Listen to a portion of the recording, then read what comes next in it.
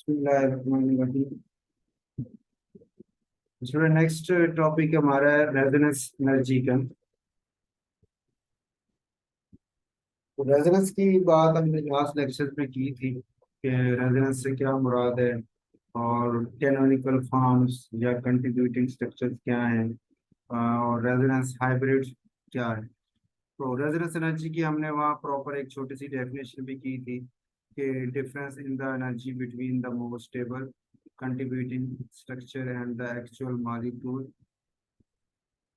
कि जो आपका एक्चुअल मॉलिक्यूल या रेजोनेंस हाइब्रिड था उसकी जो एनर्जी है और जितने उसके कंट्रीब्यूटिव स्ट्रक्चर है उसमें सबसे कम एनर्जी जिसकी भी है, इन दोनों के दरमियान जो डिफरेंस है उसको हम रेजोनेंस एनर्जी का नाम देते हैं, या इसको स्टेबलाइजेशन एनर्जी का नाम या डी लोकलाइजेशन एनर्जी भी कहते हैं।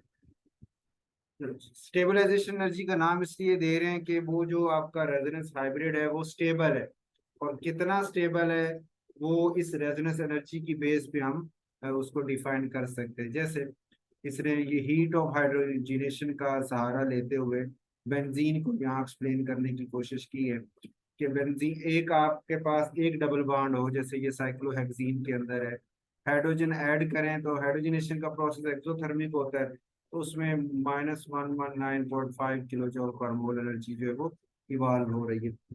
तो साइक्लोहेक्सेन बनने के बाद अगर दो डबल बॉन्ड होंगे तो ये टू से मल्टीप्लाई हो जाएगा, अगर तीन डबल बॉन्ड जैसे बेंजीन में है जैसे तीन से मल्टीप्लाई होना चाहिए, और जैसे ये चौथी लाइन में लिखा हुआ है थ्री से करें तो एनर्जी आनी चाहिए थी 358.5 किलो जूल पर मोल, देखोगे। लेकिन जो एक्सपेरिमेंटली हकीकत में हमें एनर्जी मिलती है वो सिर्फ मिलती है 208.0।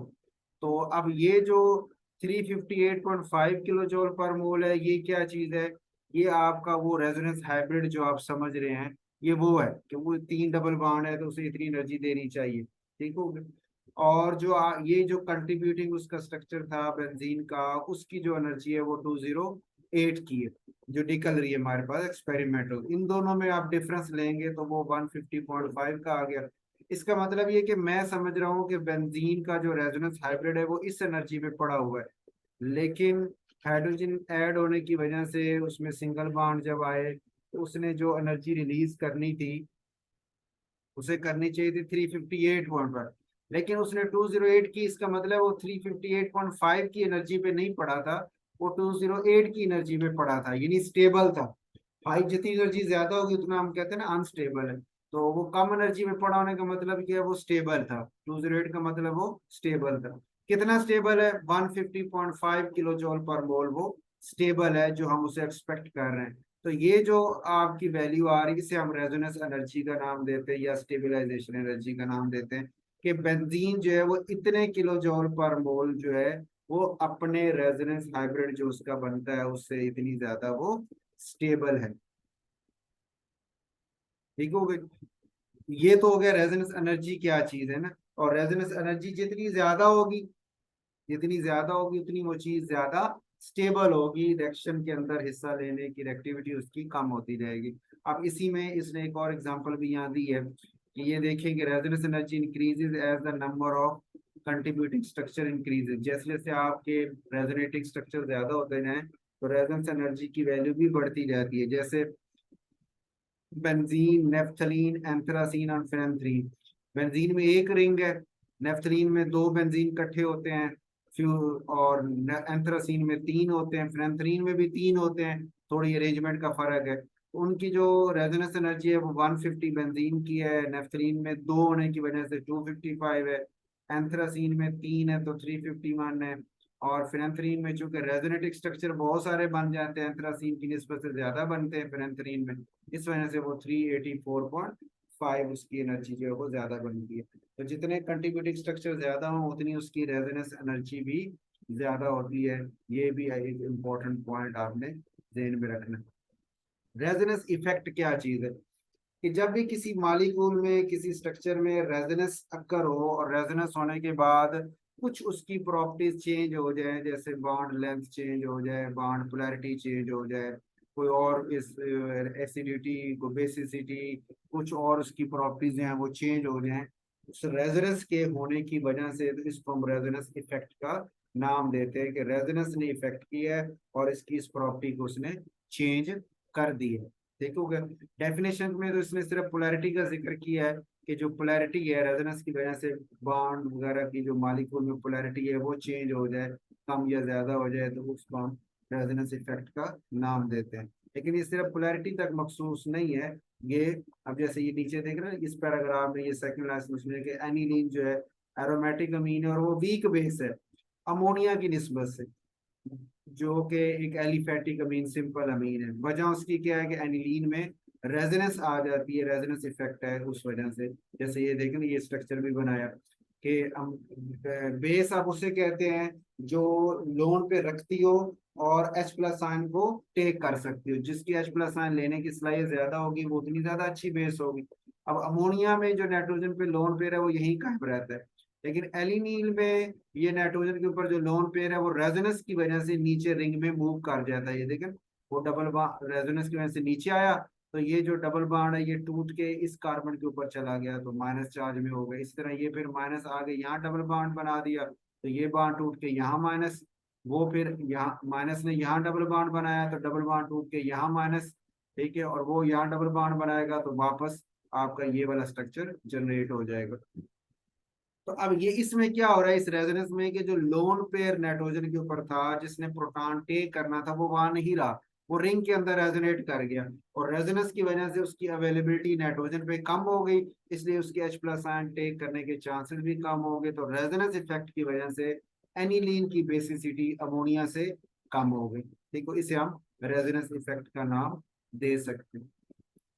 अब ये रेजोनेंस इफेक्ट की एक और डेफिनेशन भी उसने लिखी है कि the decrease in electron density at one position accompanied by a corresponding increase at another position in conjugated compound is called resonance effect। इसमें प्लस m यानी इलेक्ट्रॉन डोनेटिंग जो ग्रुप है जो इलेक्ट्रॉन डेंसिटी को बढ़ा रहे हैं, इलेक्ट्रॉन डेंसिटी देने के बाद उसको हम प्लस एम इफेक्ट बोलते हैं। और माइनस एम का मतलब ये है कि वो इलेक्ट्रॉन विद ड्राइंग ग्रुप है, इलेक्ट्रॉन को डेंसिटी को अपनी तरफ खींच रहे हैं और जिससे वो जुड़े हैं वहां पे इलेक्ट्रॉन डेंसिटी की कमी कर देते हैं, उनको हम माइनस एम इफेक्ट का नाम देते हैं। तो इलेक्ट्रॉन डोनेटिंग वाले plus M, electron withdrawing group जो है वो माइनस एम के साथ।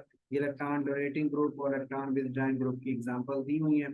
अच्छा, इसको अगर आपने कॉमनली याद करना हो, अगर मैं दो लफ्जों में बोलूं तो आप ऐसे ध्यान में रख सकते हैं कि वो जो एटम बेंजीन रिंग से जुड़ा हो, एरोमेटिक सिस्टम से जो एटम जुड़ा हुआ हो, उसके पास अगर लोन पेयर है या वो sp3 हाइब्रिडाइजेशन के साथ है, जैसे ये alkyl group, simple alkyl group जो है वो sp3 हाइब्रिडाइजेशन के साथ इलेक्ट्रॉन डोनेटिंग में आता है।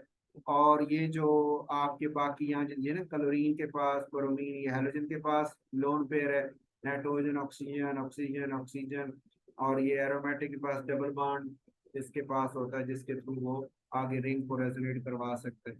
तो ये जितने भी माइनस के साथ आ रहे हैं आपके, ये लोन पे रख रहे हैं, तो ये सारे इलेक्ट्रॉन डोनेटिंग कैटेगरी में चले जाते हैं। और विद ड्राइंग वो होते हैं जो इलेक्ट्रॉन डेंसिटी को खींचने वाले हैं, वो ज्यादातर sp2 हाइब्रिडाइजेशन के साथ हैं या sp3 हाइब्रिडाइजेशन के साथ हैं। sp2 में भी वो कार्बोनाइल टाइप, जैसे ये ना ये कार्बोनाइल वाले जितने भी हैं, वो एसिड है, वो कीटोन है, वो एस्टर है, वो अमाइड है, वो एल्डिहाइड है, ये सारे के सारे जो है वो विद ड्राइंग में की कैटेगरी में आ जाते हैं। ठीक हो गई। ए आर जो है एरोमेटिक यानी बेंजीन रिंग अटैच हो, उसको दोनों में उसने शो किया था। इसमें उसने मेंशन किया है कि इसमें दोनों तरह के इफेक्ट पाए जाते हैं, यानी प्लस और माइनस दोनों की तरफ। वो डिपेंड करेगा कि वो क्योंकि बेंजीन रिंग है और ये भी बेंजीन रिंग है। अब इनके ऊपर जो ग्रुप अटैच होंगे वो फिर डिफाइन करेंगे कि किसने विदड्रॉ करना है और किसने डोनेट करना है, उसकी बेस पे वो इफेक्ट हो जाता है। अच्छा, एक शॉर्ट क्वेश्चन यहाँ दिया हुआ है कि डायपोल मोमेंट, वो कहता है विनाइल क्लोराइड की आप लें तो वो छोटी है, इथाइल क्लोराइड की वो ज्यादा है, या इसको बॉन्ड लेंथ की शक्ल में भी कह सकते हैं कि ये जो इथाइल क्लोराइड है उसकी ये जो इथाइल कार्बन और क्लोरीन का बॉन्ड है, ये बॉन्ड लेंथ भी ज्यादा है, डायपोल मोमेंट भी ज्यादा है। और जो विनाइल क्लोराइड में ये कार्बन क्लोरीन बॉन्ड है, इसकी बॉन्ड लेंथ भी छोटी है और डायपोल मोमेंट भी छोटी है, तो उसकी वजह बता दें। तो बॉन्ड लेंथ की बात तो आप इस तरह कर सकते हैं सर, इसमें है रेजोनेंस। इथाइल क्लोराइड में कोई रेजोनेंस नहीं, विनाइल में रेजोनेंस है। क्लोरीन का लोन पेयर इधर जाए तो ये वाला इधर माइनस में चला जाता है, तो ये डबल बॉन्ड भी बन रहा है। अब ये ना तो प्योर सिंगल बॉन्ड रहा कि बॉन्ड लेंथ ज्यादा बड़ी हो, सिंगल बॉन्ड की तरह हो, ना ये प्योर डबल बॉन्ड है क्योंकि कभी डबल है कभी सिंगल है, तो इसलिए इसकी बॉन्ड लेंथ जो है वो सिंगल से थोड़ी कम होगी और डबल से थोड़ी ज्यादा होगी। तो ये वाला इस इफेक्ट की वजह से इसकी बॉन्ड लेंथ आम जो इथाइल क्लोराइड में कार्बन क्लोरीन की बॉन्ड लेंथ उससे छोटी होगी। अच्छा, डायपोल मोमेंट इसकी कम क्यों होगी? कि रेजोनेंस जो है वो इलेक्ट्रॉन डेंसिटी को उल्टा चढ़ा रही। इंडक्टिव इफेक्ट क्या कर रहा है कि वो क्लोरीन अपनी तरफ खींच रही है ना डायपोल मोमेंट, और रेजोनेंस के थ्रू इलेक्ट्रॉन डेंसिटी उस अपोजिट साइड पे इंडक्टिव इफेक्ट के उल्टी साइड पे जा रही है। तो इस वजह से रेजोनेंस इफेक्ट फिर इंडक्टिव इफेक्ट के असर को कैंसिल करना शुरू कर देता है, जिसकी वजह से डायपोल मोमेंट जो है वो काफी कम हो जाती है। ठीक हो गई। इस तरह एक एग्जांपल और इसने दी है जी कि अगर आप डायपोल मोमेंट की बात करें तो नाइट्रोबेंजीन की डायपोल मोमेंट बहुत बड़ी है, 3.95 डी बाई एफ। और उसकी वजह उसके ये कंट्रीब्यूटिंग स्ट्रक्चर हैं 2, 3, 4, जिसमें plus minus charges, plus by charges है ना, माइनस और प्लस, और काफी लंबा डिस्टेंस बन जाता है, तो एक ही तरफ इलेक्ट्रॉन उसकी डायरेक्शन बन जाती है। इस तरह से डायपोल मोमेंट की वजह से चार्ज सेपरेशन ज्यादा होने की वजह से ज्यादा बन जाती है। ठीक हो गए। और इसी तरह दूसरी बात इसकी आ जाती है नाइट्रोमीथेन। नाइट्रोमीथेन वो कहता है उसमें है 3.50, तो नाइट्रोमीथेन से इसकी ज्यादा क्यों है? वो वजह यही है कि इसमें ये रेजोनेंस इफेक्ट की वजह से चार्ज सेपरेशन ज्यादा हो जाती है, तो ज्यादा जिस चार्ज सेपरेशन की वजह से वो उसकी डायपोल मोमेंट की वैल्यू भी ज्यादा हो जाती है। इसी तरह फिर एनिलीन है, फिनोल है, क्लोरोबेंजीन है, मिथॉक्सी बेंजीन है, इनकी समालर है डायपोल मोमेंट्स ना, जितनी होनी चाहिए उससे कम है। वजह इनमें ऑक्सीजन के पास लोन, एनिलीन में नाइट्रोजन के पास लोन पेयर था, भी आपने देखा ये पिछले पेज पे, जो रिंग की तरफ उसने भेजा था। ठीक हो गया, तो इंडक्टिव इफेक्ट को उसने ये डायपोल मोमेंट को कम करने की कोशिश की। इसी तरह ऑक्सीजन जो है फिनोल में या मिथॉक्सी में वो भी लोन पेयर को रिंग की तरफ भेजती है, तो अब वो डायपोल मोमेंट है ऑक्सीजन की तरफ और रेजोनेंस है अपोजिट, तो अपोजिट इफेक्ट की वजह से ये कैंसल आउट होते हैं, जिसकी वजह से इनकी जो डायपोल मोमेंट निकलती है जो हम एक्सपेक्ट कर रहे होते हैं उससे काफी कम निकलती है। ठीक हो गई। एक शॉर्ट क्वेश्चन उसने यहाँ पे दिया है आपका कि greater acidity of phenol. Phenol जो है वो अल्कोहल की निस्बत से ज्यादा एसिडिक होता है, उसकी वजह क्या है? कि फिनोल में जब वो एच निकल जाता है तो फिनॉक्साइड आयन बनता है। फिनॉक्साइड आयन जो है वो रिंग में रेजोनेंस शो करके अपने आप को स्टेबल कर लेता है और पानी में भी हल आसानी से हो जाता है। इस वजह से वो एसिडिक करेक्टर यानी H प्लस आयन जल्दी लूज कर देता है अल्कोहल की निस्बत से, तो इसकी एसिडिटी जो है वो अल्कोहल की निस्बत से ज्यादा हो जाती है। दूसरे नंबर पे phenoxide ion is therefore a weaker base. अब जाहिर बात उसकी एच लूज करने की पावर ज्यादा होगी तो वापस गेन करने की तो कम हो जाएगी ना, तो बेसिसिटी उसकी कम होगी, और जो अल्कोहल का एच देने के बाद अल्कोक्साइड आयन बनता है उसकी फिर बेसिसिटी ज्यादा होगी, क्योंकि वो H प्लस आयन देने की सलाहियत कम रखता है, तो अगर वो कहीं बना हुआ है तो उसे मिलेंगे तो बड़ी जल्दी गेन वो कर लेगा। ठीक है, तो एसिडिटी ऑफ अल्कोहल और फिनोल को आप रेजोनेंस इफेक्ट के थ्रू एक्सप्लेन कर सकते हैं। इसी तरह यहाँ पे वो फिनोल और 4 नाइट्रोफिनोल इन दोनों की एसिडिटी को कंपेयर कर रहा है, तो आप कहेंगे सर इलेक्ट्रॉन विदड्राइंग ग्रुप है नाइट्रो, इसके विदड्राइंग इफेक्ट की वजह से H प्लस आयन का लूज होना यहाँ से और आसान हो जाएगा। एक बात, दूसरी बात, लूज करने के बाद जो माइनस चार्ज बचेगा वो रेजोनेटिंग स्ट्रक्चर भी ज्यादा हो गए। फिनॉक्साइड में देखे ना 1, 2, 3, 4 थे और यहाँ पे 5 हो गए, तो रेजोनेटिव स्ट्रक्चर ज्यादा होने की वजह से भी स्टेबिलिटी ज्यादा हो गई, तो इसके लिए H प्लस आयन देना और आसान हो गया, तो इसकी एसिडिटी जो 4 नाइट्रोफिनोल की एसिडिटी आम फिनोल से भी ज्यादा हो जाएगी, और एसिडिटी ज्यादा होगी तो बेसिसिटी इसका मतलब है उसकी कम हो जाएगी। इसी तरह बेसिसिटी ऑफ अमीन्स जो है वो आप अगर एक्सप्लेन करें तो अभी हमने बात की पीछे, एनी जो एनिलीन थी वो कम बेसिक थी और अमोनिया उससे ज्यादा बेसिक थी। इसी तरह अमाइड जो है वो कम बेसिक है, वजह उसमें नाइट्रोजन की रेजोनेंस की वजह से कार्बोनल के साथ लोन पेयर की वेबिलिटी कम हो गई, तो उसकी बेसिसिटी भी कम हो गई। ठीक हो गई। उसके बाद ये बॉन्ड लेंथ की बात हम अभी कर रहे हैं, कार्बन क्लोरीन की इथाइल क्लोराइड में ज्यादा है और विनाइल क्लोराइड में कम है।